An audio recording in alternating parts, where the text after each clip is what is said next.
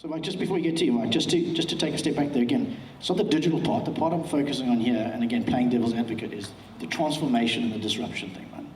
So I'm a business, and what I've been doing for the last 20 years has been the same. I don't want to be disrupted, personally. I don't want you to disrupt my business, and why do I necessarily have to transform it?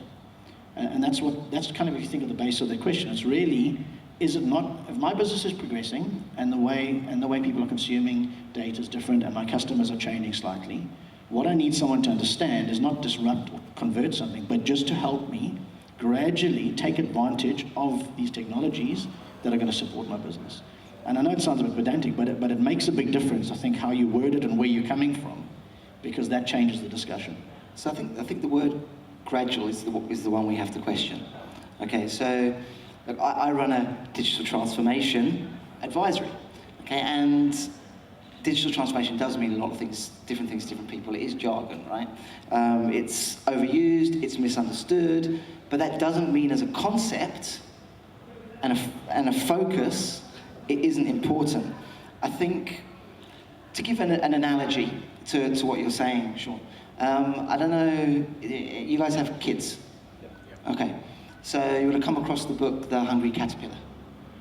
Okay, so if you've never come across that, then you need to go get this. Anyway, there's this hungry caterpillar, and he is born, and on the first day, he eats an orange. On the second day, he eats a plum, then, and he eats and he eats and he eats, and he eats a pizza and a thing. And he's basically building himself up fat. And then he goes in a cocoon, and the next day, he comes out, and he's a beautiful butterfly, okay?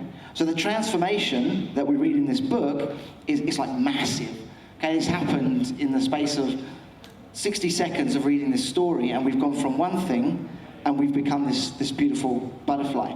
And I think that's the problem that we have, is that expectation of this massive change that comes with digital transformation. When we say it, and when people are talking about the Uberization, we're setting that expectation incorrectly. Now, when you talk about gradual, I think there is something we do have to know here, is that the times that we are living in now, although this is an evolution, although this is something that has happened for the last however long, I mean, I've been in the industry now for over 20 years as well, is we cannot deny the pace is picking up, okay? There hasn't been a time in history where technology, the closest, I suppose, we can ever get to, and we're going way faster than that, is in times of war. So World War II, for example, the technological advancements, because there was this great purpose, if everyone's behind a purpose, we're gonna advance the technology. It happened very, very rapidly.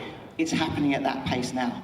So I think to sit back and say, look, we need to treat this as an evolution, yeah, fine, I'm happy with that, but we cannot ignore the pace at which we need to recognize that we are changing in terms of that evolution.